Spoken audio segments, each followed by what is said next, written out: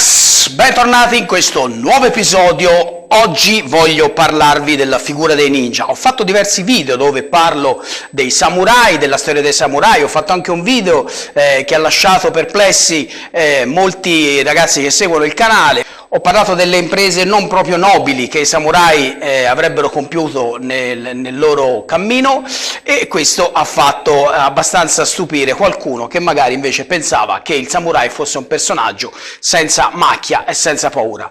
Dall'altra parte abbiamo la figura dei ninja. I ninja, la loro storia ha attraversato gli anni per arrivare fino ai giorni nostri e vengono identificati e riconosciuti come degli assassini veramente sleali, come delle persone che sfruttano ogni punto debole dell'avversario per colpirlo ed ucciderlo, come delle persone che non rispettavano nessuna regola, persone pericolosissime, assassini pericolosissimi che mascherati potevano infiltrarsi nella vostra abitazione e uccidervi nel sonno senza pietà. Quindi la figura del ninja viene vista come una cosa negativa rispetto invece all'immagine del samurai, che viene sempre appunto dipinta come l'immagine perfetta del guerriero perfetto, dall'animo sincero e nobile. Per i samurai abbiamo scoperto che forse non era proprio così. Per i ninja il discorso cambia. Volete scoprire come? In questo video vi farò cambiare idea sull'immagine dei ninja. Sigla.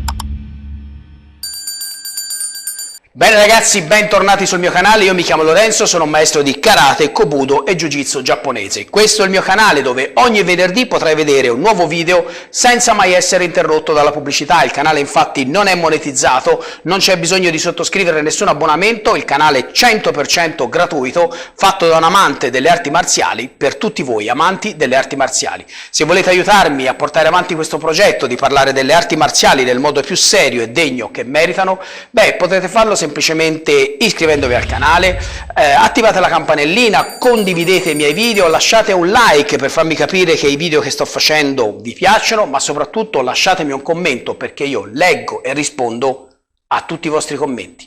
Ma iniziamo a parlare dell'argomento di oggi. Oggi vi farò cambiare idea sul vostro pensiero dedicato ai ninja. Partiamo con il dire che i ninja sono subito riconosciuti e conosciuti per la loro tremenda abilità di confondere l'avversario avendo dei poteri quasi sovrannaturali.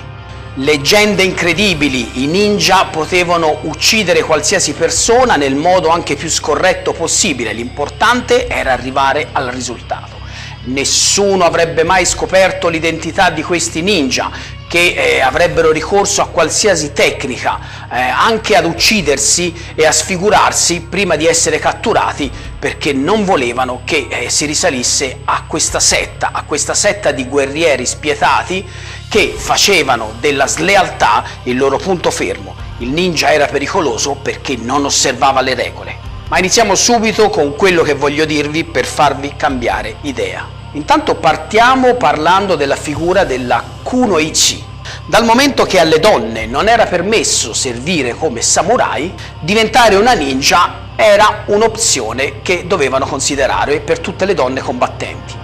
Le donne infatti avevano molta più probabilità di avvicinarsi ai castelli, di essere invitate nelle fortezze per delle feste, per delle ricorrenze, e quindi per le donne ninja era molto più facile avvicinarsi al suo bersaglio. Pensate che le kunoichi ricevevano praticamente lo stesso addestramento riservato agli uomini, ma addirittura loro potevano vantare un arsenale di armi lievemente più ampio. Infatti le donne, potendo portare anche alcuni accessori come i ventagli, come alcuni anelli, come alcuni oggetti di abbellimento, questi oggetti molte volte nascondevano delle piccole armi, molte volte intrise nel veleno, che potevano risultare letali per chi doveva subire la punizione della kunoichi. Quando nel Giappone è comparsa appunto questa figura del ninja che poi è arrivato fino ad oggi, dovete sapere che invece la figura del ninja risale a tantissimi anni prima ed è di origine cinese, come tantissime cose che sono state riprese dai giapponesi.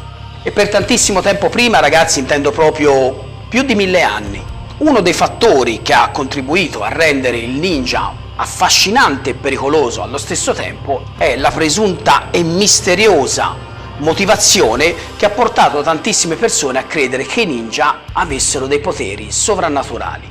Ma com'è possibile questo? Beh, dovete sapere che molti ninja erano soliti travestirsi molte volte, camuffarsi da artisti di strada, da persone che a prima vista sembravano veramente innocue. Quindi possiamo paragonare un po' i ninja del passato agli attuali prestigiatori di oggi. Solo che naturalmente con le credenze limitate del passato, tutte queste illusioni che creava il ninja apparivano agli occhi delle persone dei gesti sovrannaturali. Pensiamo per esempio a uno shinobi, a un ninja che è vissuto nel 1600, che si chiamava Kato Danzo. Pensate un po', riusciva a fare un numero di illusione dove dava l'impressione che riusciva ad ingoiare un bue intero. Uno dei suoi trucchi più famosi era quello di far sembrare che facesse sbocciare i fiori con un semplice passaggio della sua mano. Queste cose apparentemente meravigliose che faceva per strada per far divertire la gente, in realtà gli davano la possibilità di essere convocato a cospetto delle persone nobili e più importanti che, incuriositi, volevano questi spettacoli privati per loro. Ed è qui che il ninja con abilità riusciva praticamente a infiltrarsi all'interno della fortezza, passando per la porta principale che gli veniva aperta al suo passaggio, e poteva così godere di un vantaggio incredibile, ritrovarsi appunto al cospetto della sua vittima che ignara lo aveva praticamente invitato ad entrare nella sua stessa stanza. Nonostante spesso vediamo nelle immagini il ninja vestito con questi incredibili vestiti neri che lo rendono praticamente irriconoscibile, lo rendono praticamente invisibile, in realtà questo vestito qua per i ninja non esisteva. Possiamo considerare i ninja una specie di agenti segreti. E qual è il modo migliore per confondersi tra le persone per un agente segreto? È quello di sembrare una persona in tutto e per tutto normale e uguale agli altri. Pensate un po', scoprire un'immagine nera che si aggira vicino alle mura della fortezza faceva immediatamente scattare l'allarme, ma vedere un vecchio che passeggiava vicino al muro di cinta della fortezza sicuramente non avrebbe attirato nessuna attenzione e nessun pericolo da parte delle guardie. Uno dei travestimenti più diffusi infatti era quello da contadino, perché era una figura comune e normale, era una figura che si incontrava normalmente a tutte le ore del giorno, in tutte le parti del Giappone, delle città e dei villaggi, e quindi era un travestimento perfetto per avvicinarsi a qualsiasi bersaglio. Oltre a questo, non solo vedere un contadino che passeggiava per le strade era una cosa normale, ma incontrare un contadino che magari si portava dietro degli attrezzi di lavoro come falci e come lame non era una cosa che avrebbe destato alcun tipo di sospetto, perché il contadino era una persona che lavorava con questi attrezzi e che naturalmente si doveva portare dietro. Nessuno poteva immaginare invece che dietro i panni di quel contadino si nascondesse invece un guerriero altamente addestrato e letale. Ho parlato comunque di persone che cercano di manipolare la realtà, di persone che si travestono, di persone che cercano di intrufolarsi in qualche modo all'interno delle case delle persone più nobili per poter poi eseguire il loro assassinio perfetto. Quindi ancora sicuramente, ascoltando le mie parole, qualcuno di voi avrà l'immagine negativa del ninja, perché è portato a pensare che il samurai affrontava il nemico faccia a faccia alla luce del giorno, mentre il ninja arrivava nell'ombra e uccideva. Se riflettete, la dottrina, le regole che portavano queste persone a combattere tra i samurai e i ninja erano praticamente le stesse: arrivare all'eliminazione di una persona. La differenza è che il samurai lo faceva attraverso, diciamo, il codice del Bushido, quindi affrontando l'avversario in guerra, mentre il ninja avrebbe ucciso il suo avversario avvelenandolo di notte, senza dare nemmeno la possibilità alla povera vittima di vedere chi lo aveva ucciso. Ma riflettete un attimo su questo: alla fine della giornata, in molti casi era sicuramente stato meglio per la popolazione giapponese che una sola persona venisse uccisa nel sonno e quindi si poteva risolvere così una situazione, che non centinaia di migliaia di persone uccise sul campo di battaglia in guerre che si prolungavano anche per giorni. Quindi ragazzi, vi invito a riflettere su questo. Se il modo di finire una guerra era quello di uccidere un solo proprietario terriero magari che voleva la guerra contro un suo concorrente, la guerra sarebbe finita ancora prima di cominciare, mentre invece iniziare questa battaglia e risolverla sul campo di battaglia avrebbe comunque portato centinaia di migliaia di perdite sia da una parte che dall'altra. A questo punto potete trarre le vostre conclusioni su quale sia la situazione ottimale e migliore per proteggere le persone. Naturalmente, come ho detto all'inizio, i ninja potevano avvicinarsi e molte volte entrare addirittura invitati nella fortezza della loro vittima, ma naturalmente nel tempo si è chiaramente scoperto che i ninja potevano essere un pericolo e quindi chiaramente si cercava di non spianare la strada a queste incursioni. Quindi non solo magari il nobile che aveva paura di essere assassinato assumeva delle guardie dei samurai o delle guardie del corpo, ma dotava la sua casa, la sua dimora di innumerevoli trappole, innumerevoli sistemi che potevano cercare di proteggerlo dall'incursione di uno di questi assassini. Quindi per esempio i muri erano dotati di tantissimi fori, questo per permettere alle guardie di non doversi muovere troppo per andare a controllare varie zone, ma attraverso questi fori potevano guardare immediatamente altre aree del castello e controllare che non ci fosse nessuno. La casa era dotata di tantissime stanze segrete, la ghiaia veniva sparsa ovunque intorno alla casa proprio perché se calpestata la ghiaia fa rumore e quindi è più facile scoprire la presenza di qualcuno che sta camminando intorno a casa. Gli stessi pavimenti dei castelli erano costruiti di legno e rialzati proprio per scricchiolare il più possibile, proprio perché appunto se qualcuno si fosse intrufolato di nascosto nella notte doveva essere difficile per questo assassino muoversi senza fare rumore. Le stesse stanze dei castelli erano un po' tutte uguali e si tendeva a fare un arredamento molto minimale che facesse assomigliare le stanze, questo proprio perché un assassino che si fosse intrufolato all'interno del castello doveva avere difficoltà poi a orientarsi per scoprire dove doveva andare. Tutti questi trucchetti, ragazzi, hanno permesso a numerose vittime di sopravvivere all'attacco dei ninja, che sono riusciti tante volte magari ad entrare anche all'interno di questi castelli, ma poi non sono riusciti a concludere la loro missione. Naturalmente tutti questi sistemi portavano i ninja a cercare di inventare, di ingegnarsi a loro volta per cercare di superare appunto tutte queste cose di sicurezza. Quindi magari sarebbe passato sopra le cinta e non sarebbe passato nella ghiaia, avrebbe imparato a camminare sulle punte in modo molto lento e con passi molto piccoli quando avrebbe calpestato il pavimento. Insomma, i ninja dovevano avere un addestramento particolare per poter riconoscere quali erano queste trappole che erano destinate a far scoprire, a far fallire la loro missione e a come aggirarle. Come alcune corde, alcuni rampini per potersi arrampicare velocemente sui muri, costruendo alcune impalcature umane o addirittura alcune piccole ruote di legno dove potevano arrampicarsi e se era proprio un gruppo di ninja attraverso queste ruote riuscire a entrare attraverso il muro nel castello facendo sembrare che questi ninja piovessero letteralmente dal cielo. Usavano dei piccoli aquiloni chiamati Yami-doko che servivano per far arrivare degli oggetti dall'altra parte del muro per cercare di distrarre la guardia. Quindi ragazzi non era veramente facile per una potenziale vittima riuscire a evitare che un ninja compiesse fino in fondo la sua missione. Nel 1500 però in Giappone Oda Nobunaga decise di porre fine definitivamente alla casta dei ninja. E ci fu proprio una campagna destinata alla ricerca e all'uccisione di tutti i ninja del Giappone. In questa ricerca naturalmente finirono non solo i ninja, ma ci finirono anche persone che niente avevano a che vedere con il gruppo dei ninja.